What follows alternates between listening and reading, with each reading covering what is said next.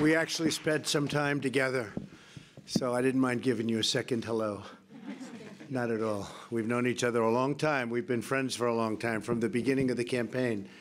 And these are special people. Please sit down. Vice President Pence, thank you very much for joining us, Mike. I also want to recognize Acting Director Homan, who's leaving us. He's been truly a star, and he's leaving. He's retiring. But where is Tom? Is he around here someplace? Tom, stand up, Tom. Great guy.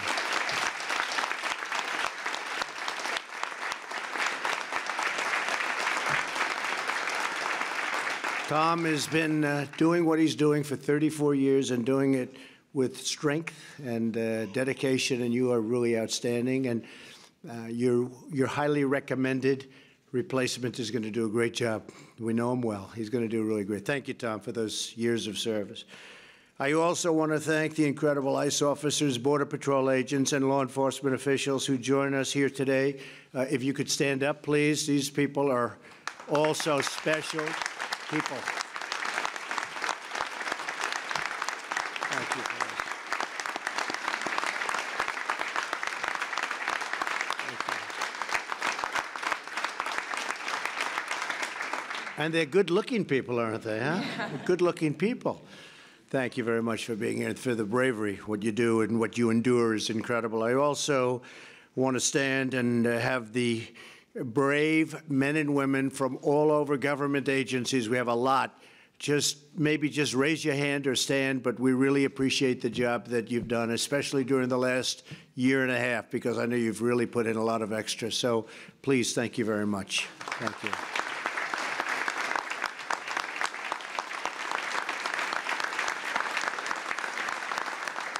We're gathered today to hear directly from the American victims of illegal immigration. You know, you hear the other side, you never hear this side. You don't know what's going on.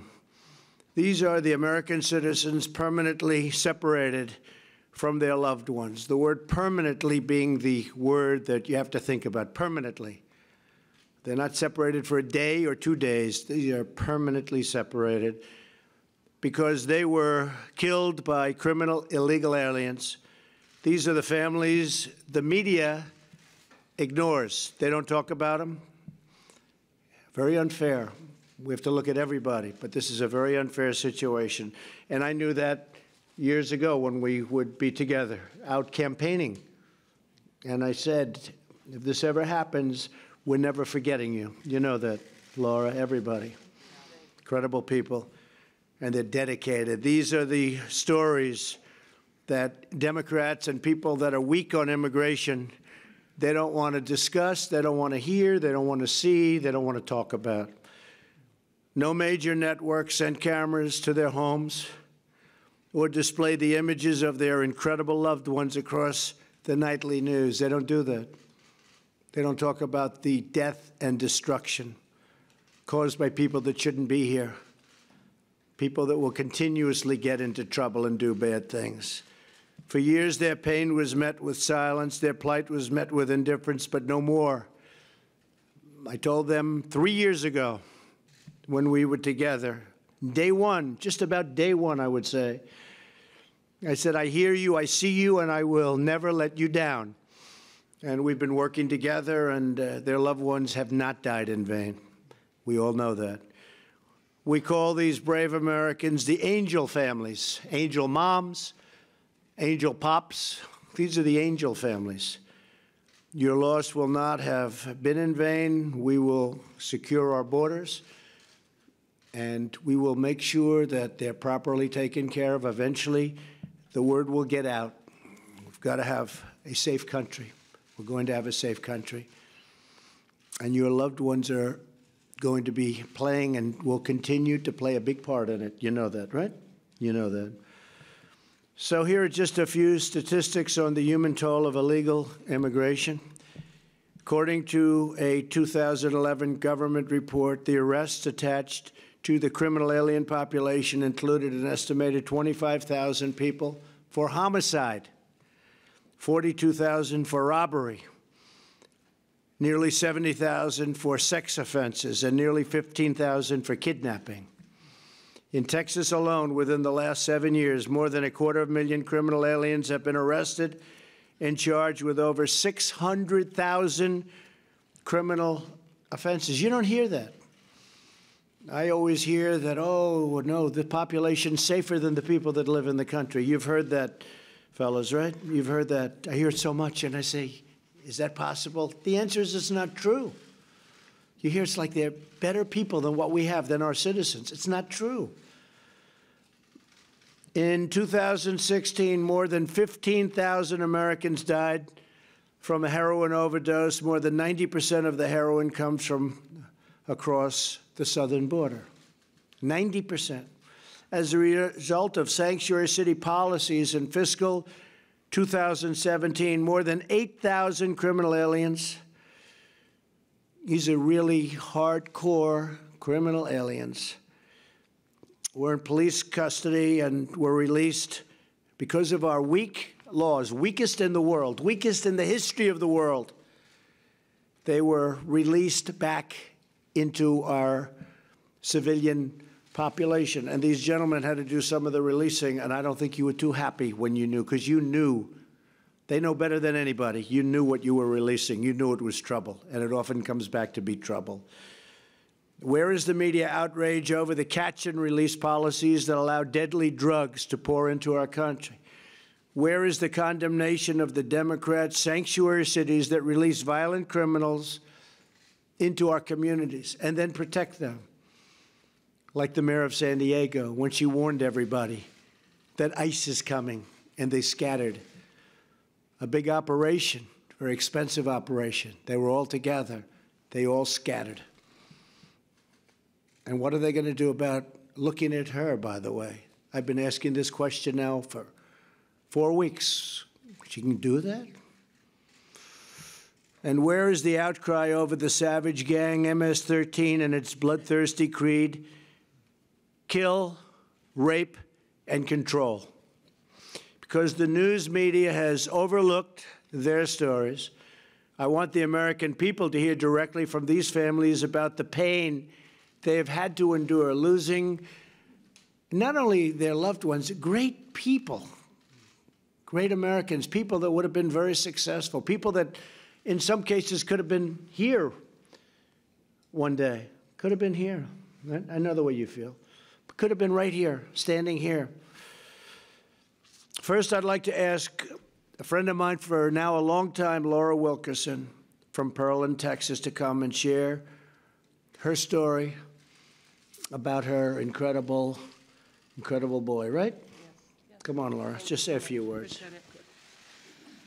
We want to tell you a little bit today about Josh. He was brutally tortured, strangled over and over. He was set on fire after death. His last hours was brutal. As everyone standing up here, none of our kids had a minute to say goodbye. We weren't lucky enough to be separated for 5 days or 10 days. We're separated permanently. Anytime we want to see or be close to our kids, we go to the cemetery because that's where they are. We can never speak to them. We can't Skype with them. And I want to thank you so much in this room for what you're doing to understand. You guys know the permanent separation. It's the media that won't share it with other people. It's permanent. We can never have him back on this earth. Thankfully, I'll see him again in heaven.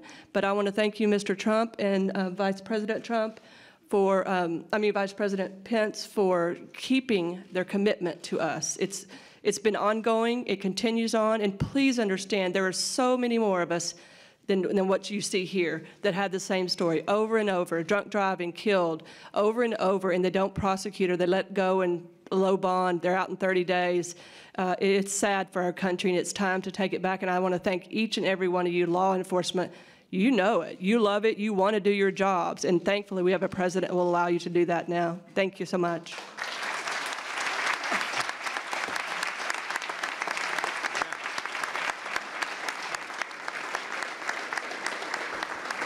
Thank you, Laura.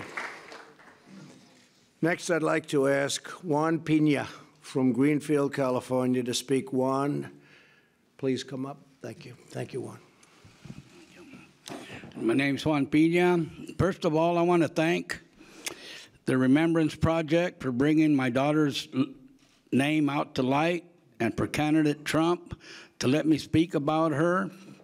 And I've got a lot of people that I need to thank. My daughter was Christy Supina back in 1990. She was kidnapped, strangled, stabbed, raped, and sodomized, and her new body was found in an artichoke field. I've been fighting for 28 and a half years. He's been fighting. He was loose for 25. The last 3.5 years, he's been fighting extradition. And on May 3rd, God answered my prayers. Mexico finally turned him loose to us, and he is now in the Monterey County Jail, and we can start court procedures for my daughter's death. And I want to thank everybody that was involved in getting him over here. The Sheriff's Department of Monterey County, for the investigator. The sheriff never told her, don't give up on this, just stay on it and stay on it. And she pinky swore that she was going to get him over there, and she did. And I just want to thank the president and everybody, and I just hope everybody can get what I just got. And I'm out here speaking for the thousands of victims that we have here in the United States. And I want to thank you all. Thank you.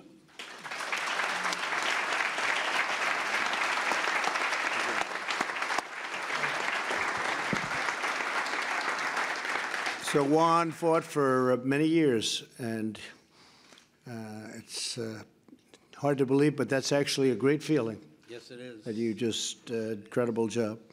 Incredible job. Hi, Darren.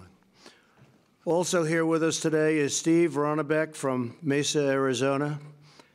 Steve, if you could come up and share a few words, please. Thank you, Mr. President.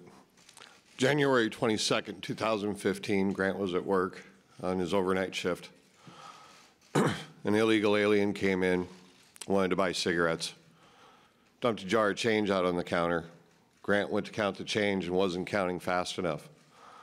So basically, this man pulled a gun. Grant did everything he was supposed to do and gave him the cigarettes. The man went ahead and executed him and shot him point blank in the face. You know, you don't hear these stories, and some of our media won't talk to you about it. But this is permanent separation. For his birthday, I go to his grave. For Christmas, we set up a Christmas tree on Grant's grave. I received something earlier today from Director Homan as a challenge coin. And I want to thank you for that. To me, this is a sign of integrity. I wish some of our media had the same integrity as our president, our vice president, Director Homan, all of you in law enforcement. I wish some of our media had the same integrity. And I want to thank all of you, especially our law enforcement, for what you do. Mr. President, Mr. Vice President, thank you. The members of Voice, Barbara Gonzalez, John Ferry, Aviac, I want to thank all of them too, because they're helping get the stories out. 63,000 Americans since 9/11 have been killed by illegal aliens. This isn't a problem that's going away. It's getting bigger. Thank you.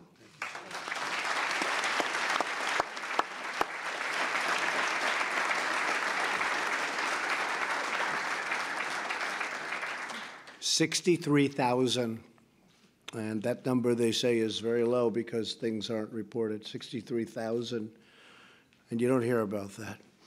Also here with us today is Michelle Root from Modale, Iowa. Great place. Michelle, please come up. Thank you, Mr. President. My daughter, Sarah Root, was killed within 24 hours after graduating with a bachelor's, 4.0 in criminal investigations, out celebrating, stopped at a stoplight and rear-ended by Edwin Mejia going 70+ miles an hour. He was arrested, but then he paid a $5,000 bail, and now he has fled. Our separation, like everybody has said, is permanent. Sarah never gets to go on to be a wife, a mother, a grandmother, an aunt. My son does not have his only sibling any longer. My life has been devastated. So has my daughter's family and friends. I want to thank President Trump and Vice President Pence, Barbara Gonzalez, John Freary, and Director Holman for all their support. They have never given up on us. AVIAC was a group that we started because we were tired of not having anybody else to go to get information. When Sarah was killed January 31st of 2016, I had nobody, but I was thankful for my politicians in my area. And you know, President Trump was one of the first ones to reach out to my family. And he has been there from the beginning, never left our side. Now we just need to get my daughter's killer found. Again, my separation is permanent. Sarah's never coming home. I never get to take a selfie with her again. I have no more pictures of her. So please, thank you guys for everything. Keep up the great work. Our police officers, our Border Patrol, please continue to fight. Thank you.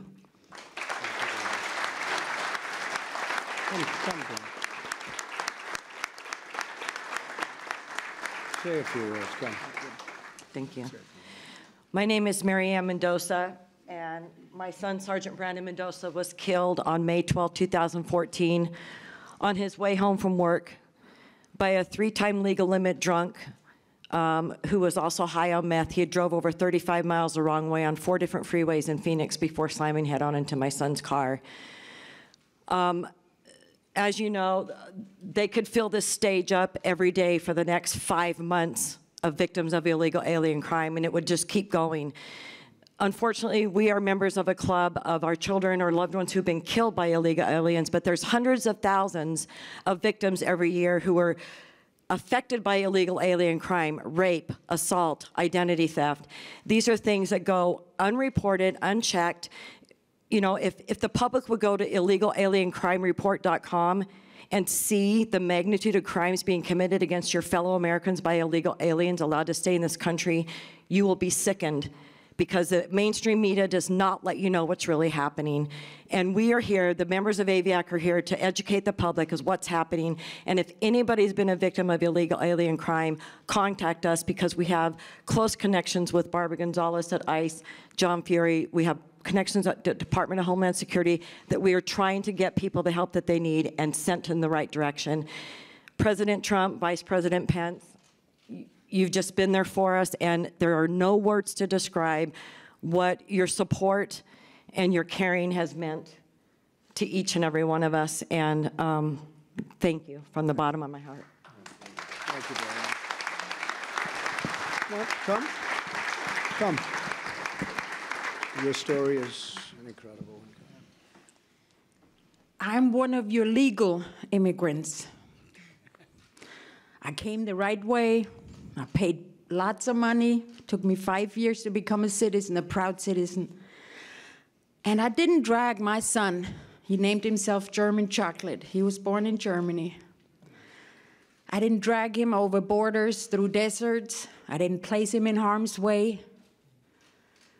I protected my child from harm, but I couldn't do that on July 12, 2012.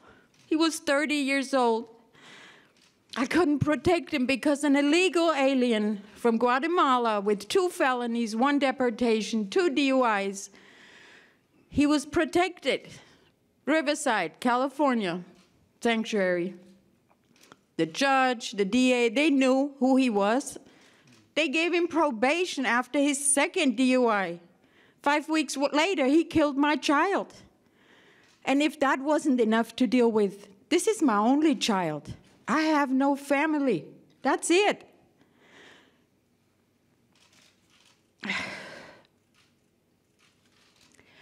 The public needs to know, and they deserve to know, that this could happen to each one of you at any given second.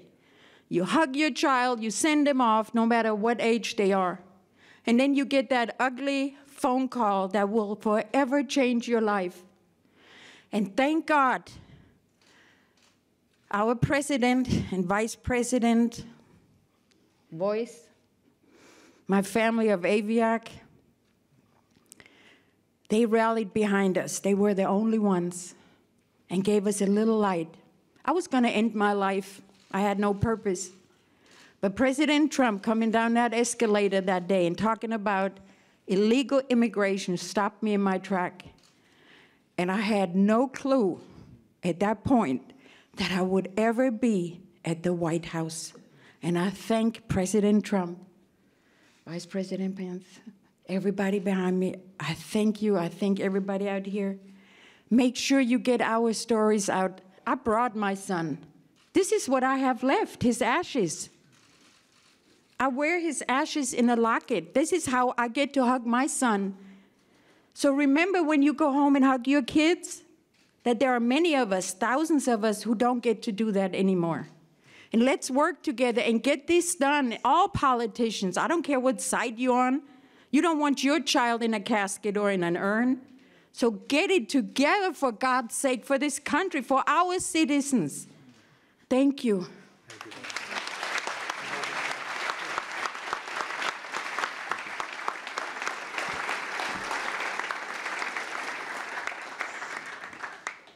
My name is Ray Tranchant, and I retired from the Navy. I flew off of aircraft carriers and had a great Navy career, and then I started my family in the 90s. I had 2 little girls, Tessa and Kelsey, and they had a bigger brother, Dylan. And I raised them, and their mother and her mom is Hispanic, and so Tessa was Hispanic, and they lived near the border as well. Tessa was 16. She was a dreamer, and so was her friend Allie Kuhnhart, 17 years old, 16 years old, both beautiful girls, and they just loved talking about the future. They went to a Wawa in Virginia Beach to get a pack of gum, and they were stopped at a stoplight, and Alfredo Ramos was driving at 70 miles an hour. He was 3 times the legal limit. He had been arrested before for DUI, in which the judge gave him no time or fines. He had a fake ID from Florida bought by the cartels. He had a fake driver's license on his car, and he couldn't speak English. And he needed an interpreter for the last DUI hearing. He was also arrested for drunken public. Bottom line is he came in through Mesa, and he tried to make it, and he was 3 times the legal limit, so the police told me that at that, it's like wearing almost blackout glasses while you're driving. When he hit the girls from behind, it was an explosion. The neighborhood thought a bomb went off. The girls were almost instantaneously dead. They worked on Tessa for a while, and I got to see her in the hospital. Those are the dreamers that the United States should focus on. I can't make an opinion about the young people that are here illegally because their parents brought them. But I can guarantee you the government had nothing to do with that. And everybody wants to blame. But the parents of those children are to blame. And there was a lot of, well, maybe they'll feel sorry for them because they're kids, and maybe if they behave, they'll just magically beat the system. My mom came from Ireland. Took her 10 years to get her citizenship. She had a sponsor. If she got in trouble, not only did she get in trouble, the sponsor was in trouble. I would have been speaking Northern Irish right now if she got out of line. That's the way it was with INS in those days. And Mom loved being an American. I helped her study for her exam. So I'm all about legal immigration. But the invaders and people who come over our borders and decide to take the law in their own hands and maybe are supported by a group of people that, for God's sakes, I don't know why they would want to do it. It's evil, it hurts people, and it costs us billions of dollars a year. And they don't seem to want to pay for it. They want us to pay for it, the other taxpayers. I want to thank President Trump because when those kids died, I was a city employee. Of course, I sued the city and the judge and the adjoining city with the judge there. And of course, you know, they're immune. But it didn't make me really friendly with the city. It didn't make me friendly with ICE because basically they claimed they weren't called. The sheriff's department said that we called them, and it was a back and forth. So no one took responsibility. So being in that situation where no one takes responsibility in this government at all means that you're standing in a dark forest at night when it's raining and it's cold and you're lost. Everybody you talk to, yeah, but, you know, he was drunk, and, you know, we have a lot of drunks here and blah, blah. Let me tell you, the guy shouldn't have been there at that time. He shouldn't have been there, and we had many opportunities to get him out. So, what's happening? Our representative is the president and the vice president.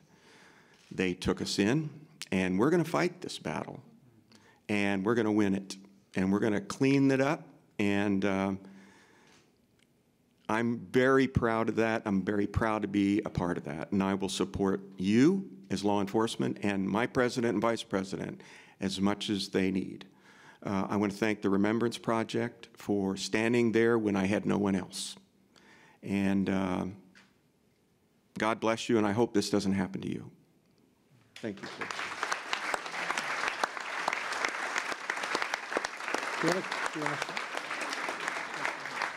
This is Tom Selleck, except better looking, right?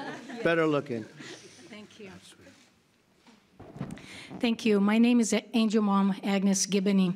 My family legally immigrated from Hungary. We escaped during the revolution. We couldn't come to the United States as my mother planned because my father was born in Yugoslavia and they wanted us to stay. And because my mother said no, they didn't allow us to come to the American embassy.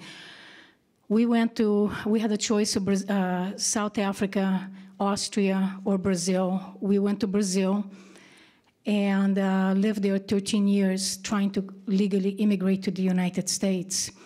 When we immigrated to Brazil, we were stateless. We didn't belong anywhere because the government took our citizenship because we escaped. And when we came to the United States, we were stateless. And I'm very honored and proud to say this is my home, my country, and I will fight for this country until my death. Thank you, law enforcement, Border Patrol, immigration, Barbara, everybody that got me here today.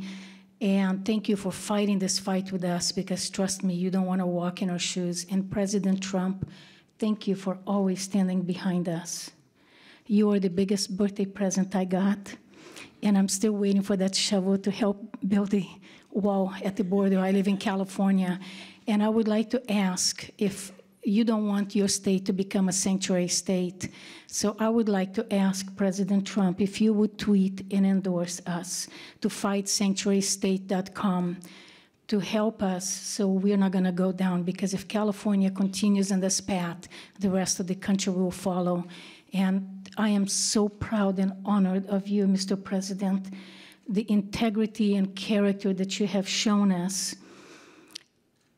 Pulling the daggers out of your back every day hasn't been fair, but I want you to know that I'm very honored to call you my president. And God bless you and your family always, and Mr. Pence, and God bless this country. Thank you so much.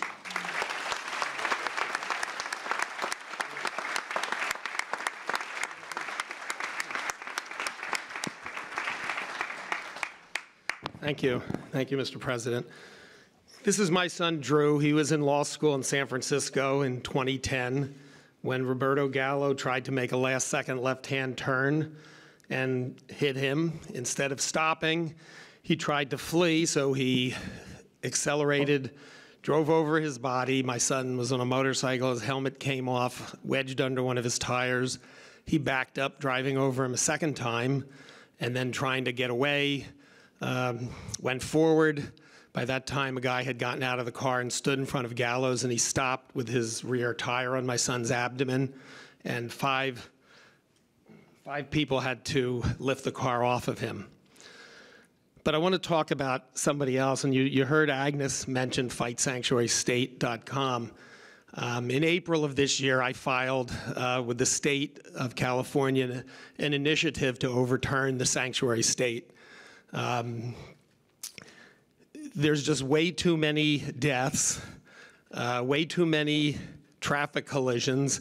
I should just add on an aside, you know, we gave out driver's licenses in 2015, and in 2 years, the first 2 years of that, traffic fatalities on what was supposed to be safer roads have gone up 19%, hit and runs have gone up 26%. Yet they're still telling people the roads are safer because of that. But there's so many other, and somebody who's not here, a woman named Veronica Cabrera Ramirez. To give you an example of what happens with Sanctuary, she was a domestic violence victim, called the Santa Rosa police. They arrested the perpetrator. He had been deported previously. ICE filed a detainer. And then the day that they decided to release him, instead of calling ICE and giving ICE a chance to show up, they were an hour and a half away. They gave him 16 minutes to show up, and they released him. And 16 days later, he murdered Ms. Ramirez. And according to Kevin De Leon, who was the author of the Sanctuary Bill, that makes the state safer if you keep the federal police, federal law enforcement over here, and you keep the state law enforcement here. That makes the state safer. That's absurd. It's outrageous, and something has to be done. And I hope that, as Agnes said, if we don't kill this in California, it will spread, and I know it already is in some places. It's a death sentence for American law-abiding citizens. Anyway, I'd like to thank the President and the Vice President, everybody else who's here. Director Homan, thank you so much. You've become a credible friend. John Feary, Barbara Gonzalez, and my new friend today, Kristen Nielsen. Anyway, thank you all very much, particularly law enforcement.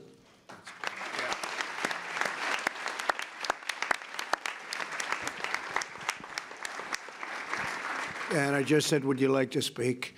And you said, no. I cry too. She said, I've been crying for too long, for too much, so it's fine, right? Yeah. That's good. Well, I just want to thank everybody for being here. I know these families. I know many more families that have gone through the same thing, and I can not imagine it being any worse, but we pledge to act with strength and with resolve and in the memory of those who have been lost so needlessly. And it's because of families like yours that my administration created the new Office of DHS, the Victims of Immigrant Crime Engagement, which has been doing, I hear, a fantastic job. They call it Voice, so that your voices can be heard. Today we have released the first Voice report within the first months of Voice. We've opened more than 2,800 victims registered to receive information on their perpetrator. We're following these people. We're following them, so it can't happen again by that individual.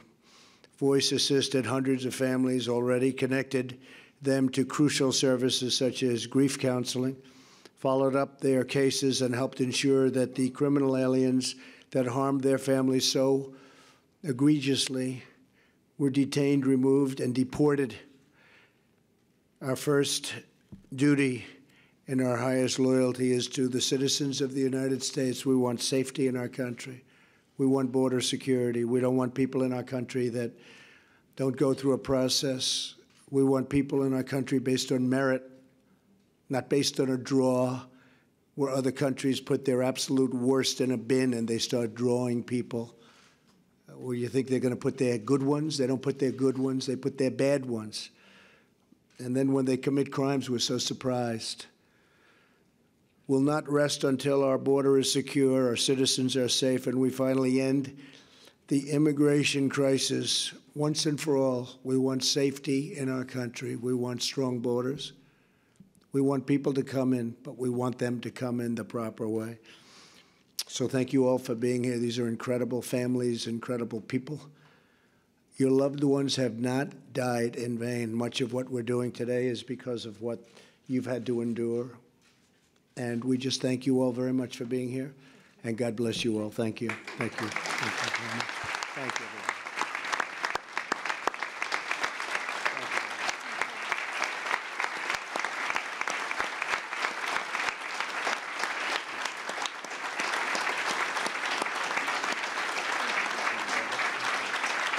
Thank you, everybody. Thank you. Thank you.